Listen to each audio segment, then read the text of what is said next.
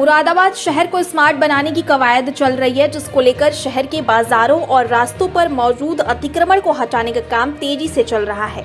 मुरादाबाद में station road पर स्थित इस्लामिया मुसाफिर खाने का कुछ हिस्सा भी अतिक्रमण की जद में आया है, जिसको हटाने के लिए मुसाफिर खाने की प्रबंध समिति को वक्त दिया गया है। वहीं मुसाफिर खाना में स्थित होटलों के स्वामी स्मार्ट सिटी का स्वागत तो कर रहे हैं, लेकिन अपनी दुकानें तोड़े जाने को लेकर चिंतित भी हैं।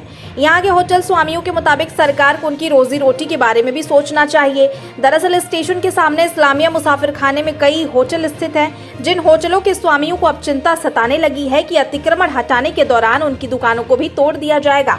होटल स्वामियों के मुताबिक इस्लामिया मुसाफिर खाने के बाहर खाने पीने के 13 होटल बने हुए हैं, जहां 20 से 25 रुपए में गरीबों और बेसहारा लोगों को खुराक मिल जाती है और करीब 300 परिवारों की रोजी रोटी इन होटलों से चलती है।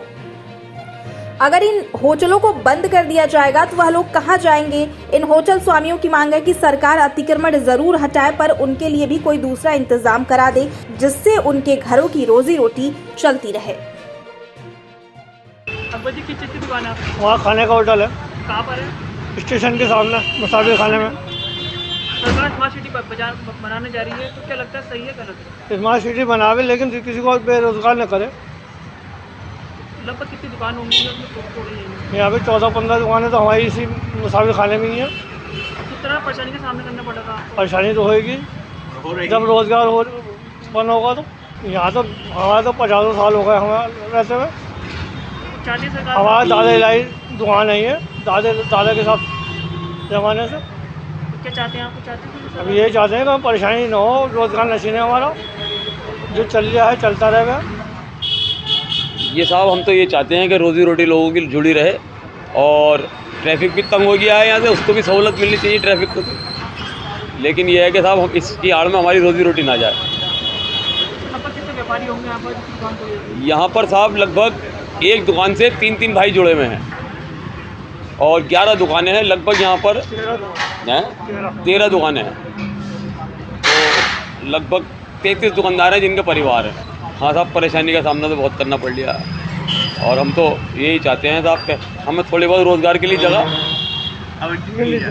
मिल जाए। क्या लगता है स्मार्ट सिटी बनाना चाह रही है, सही है गलत है? स्मार्ट सिटी बने, लेकिन लोगों के रोज़गार से नहीं खेला जाए। बस हम तो यही चाहते हैं साहब कि हमें थोड़ी रोज़गार के लिए जगह चाहिए, थोड़ी जगह मिल जाए। बिल्कुल गलत है किस तरह परेशानी का सामना करना पड़ रहा है? जी, सबसे पहली चीज़ तो यह है, इंसान को 2 वक्त की रोटी चाहिए, किसी को स्मार्ट सिटी नहीं चाहिए। सबसे पहला काम जो है, इंसान की रोज़ी रोटी का सवाल है, और यहाँ पर तकरीबन 300 परिवार ऐसे हैं जो 50-50, 60-60 साल से यहीं से जुड़े हुए हैं। काफ़ी दिक्कतों का सामना करना पड़ रहा है। आपकी क्या दुकान थी यहाँ? ये खाने का होटल था। सरकार या क्यों चला रही है, तो क्या लगता है गलत है सही है? बिल्कुल गलत है। कारों में कितना असर पड़ रहा है?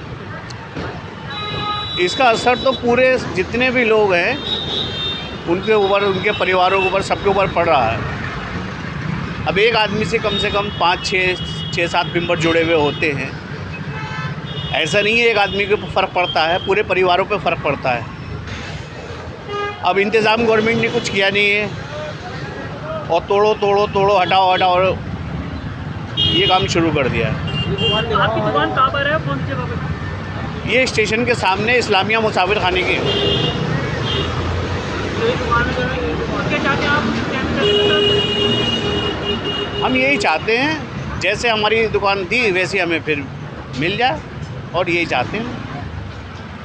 तो क्या बताया जा रहा है, मतलब किस हुआ जा रही है, कुछ पता है? अभी कुछ बताया नहीं जा रहा है ऐसी कोई तो सोच हुआ जा रही है? जी।